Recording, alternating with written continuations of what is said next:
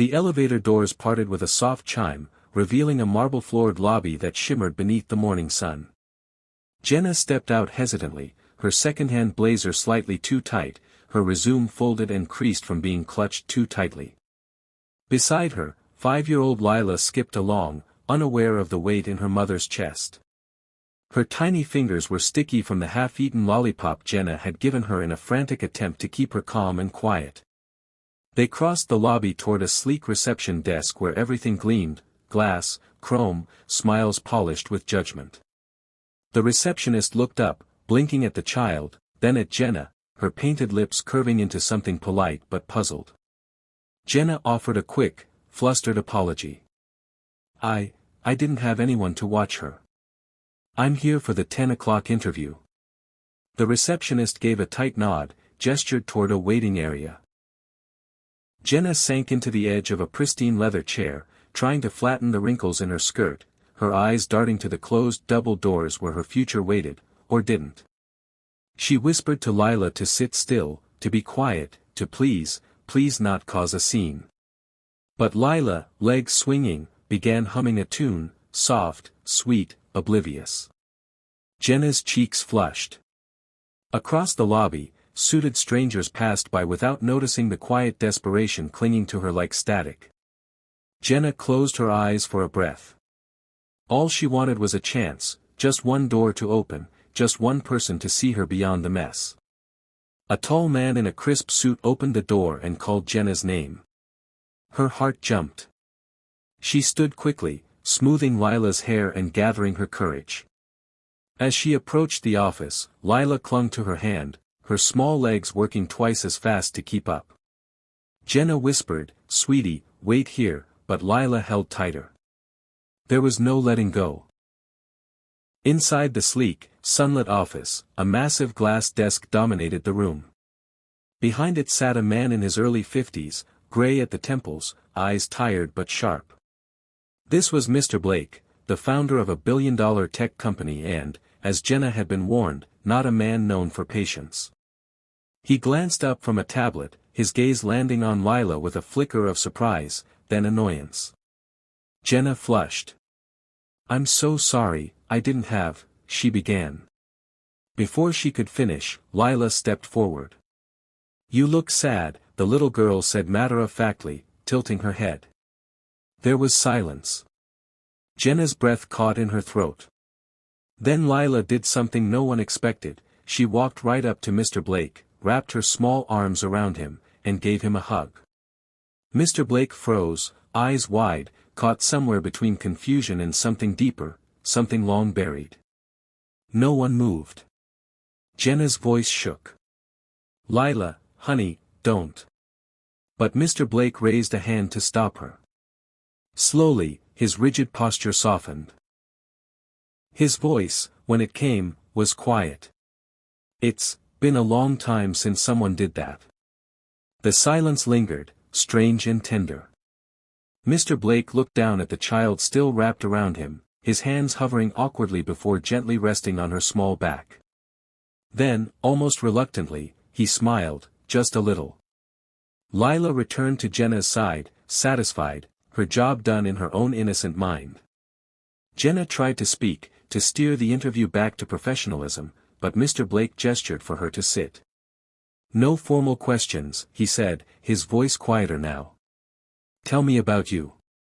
Jenna hesitated, unsure, but something in his face, curiosity mixed with a trace of vulnerability, made her open up.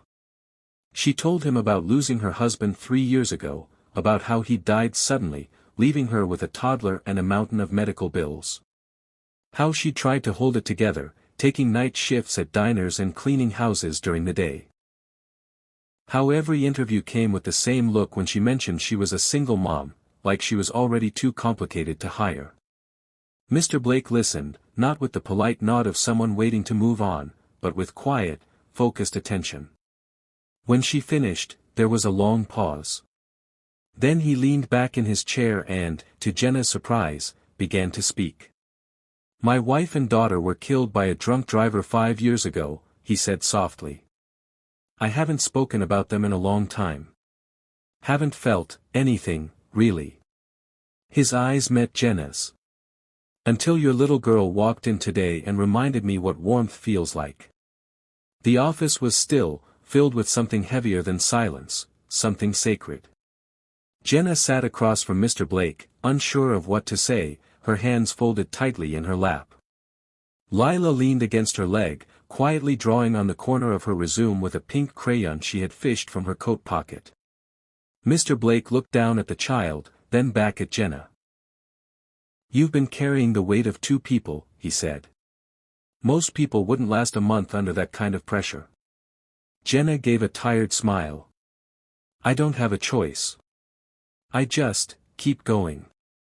He nodded slowly, then asked, "If you didn't have to worry about money for a while, what would you do? What's the dream?" The question caught her off guard. No one had asked her that in years. She blinked, then exhaled. "I'd start a daycare. For single moms like me.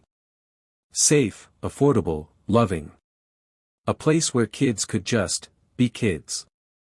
And moms could breathe."